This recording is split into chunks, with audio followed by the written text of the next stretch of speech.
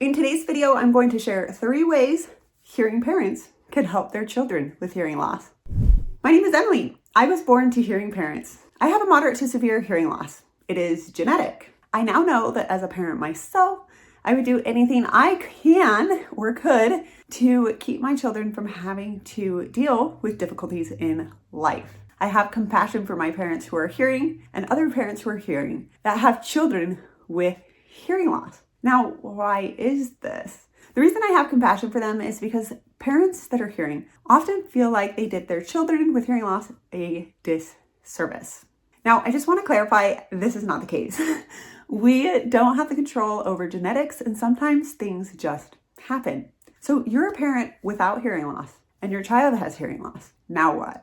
Well, I can say from experience, your child is going to have a beautiful, miraculous, wonderful life that is absolutely amazing. They will meet great expectations and reach great heights. If you need some motivation, go read Dr. Seuss's Oh, the Places You'll Go. Read this to your child and work to embody it. But that's not even one of my 3 tips, so let's get right into it.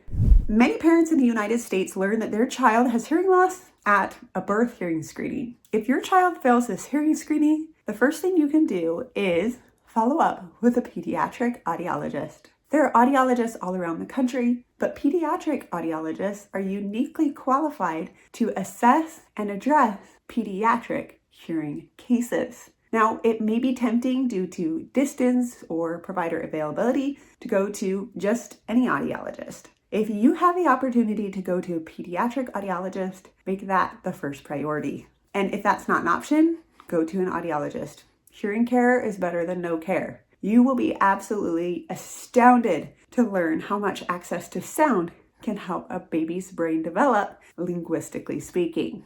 So my tip number 1 is work with the right professionals and don't hesitate to ask questions. If you wonder about something or want to know the possibilities or implications of any recommended process or procedure, ask your questions. Do not hesitate to go get a second opinion if anything feels off. I've been absolutely amazed at how in tune parents can be with their child's needs. Listen to your gut. Don't listen to the people on the outside. Consider your child's needs and your family's needs and your capacities.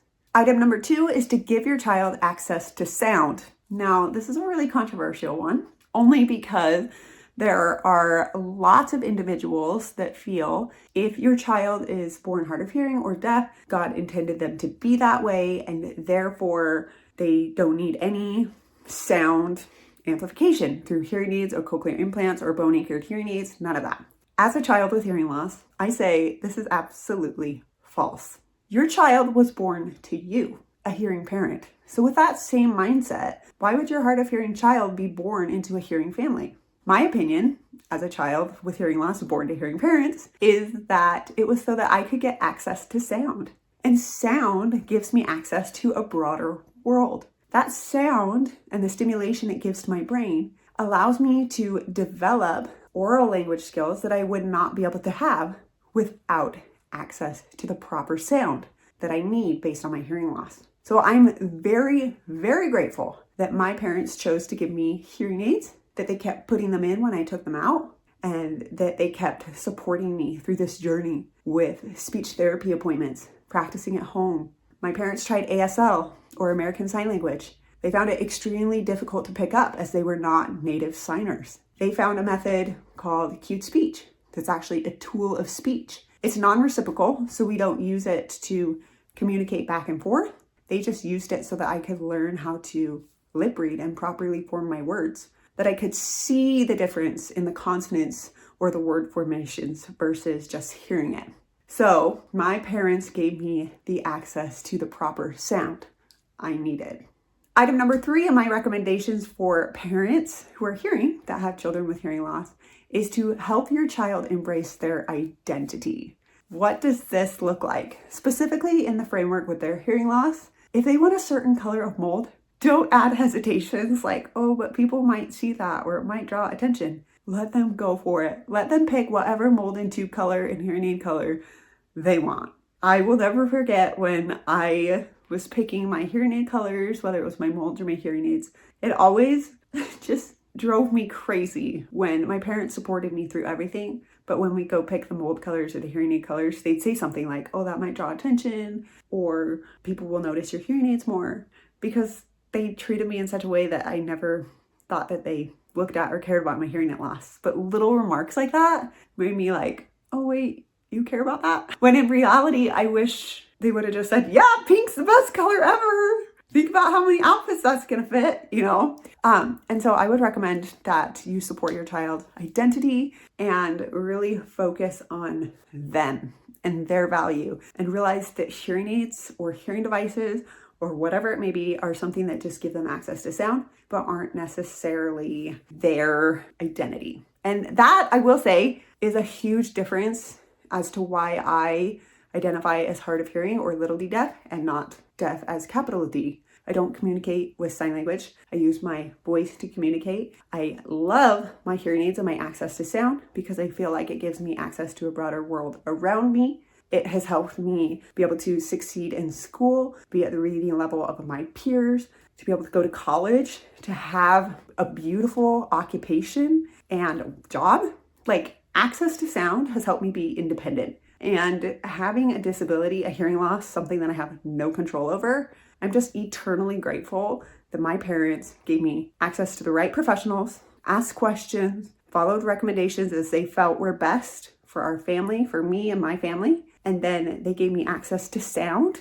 And then they just respected my identity. They helped me get into extracurriculars, to play the flute, to play piano, to run track, play soccer when I was younger, get into art. Like, I remember my mom fueled me with endless supplies of art supplies. Of course, tape and scissors. I could never have enough. I was always asking for tape and scissors for Christmas and my birthday gifts. I don't know where the scissors were going. We really don't. But the tape was an endless need. And I just remember that they helped fuel my identity, and that helped increase my self-confidence and really has helped me be independent as an adult. So if you're a parent that's hearing and you have a child that has hearing loss, what do you think about these 3 tips? Do you have any questions or thoughts for me? If so, I'd love to hear it in the comments below. Obviously, these tips aren't all inclusive. There are so many facets to hearing loss, especially if the hearing loss is non-syndromic or syndromic. There are so many other factors involved. So remember, you are the right parent for your child.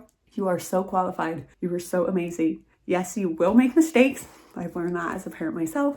But as you continue to love, care for, and encourage your child to learn and grow, they will ultimately, hopefully 30 years later, be so grateful for your efforts. And just remember that if you give your child hearing early in life, they can choose to take their devices out later. But if you do not give your child access to sound early on, they will not be able to just put in their devices when they're 18 and hear and talk like their peers do, because they haven't had the development that their peers have had for 18 years. So a lot of people don't talk about that. Again, if you have any questions for me, please let me know in the comments below. And just know I'm rooting for you parents. You got this. Stay strong, stay amazing, and have a great day.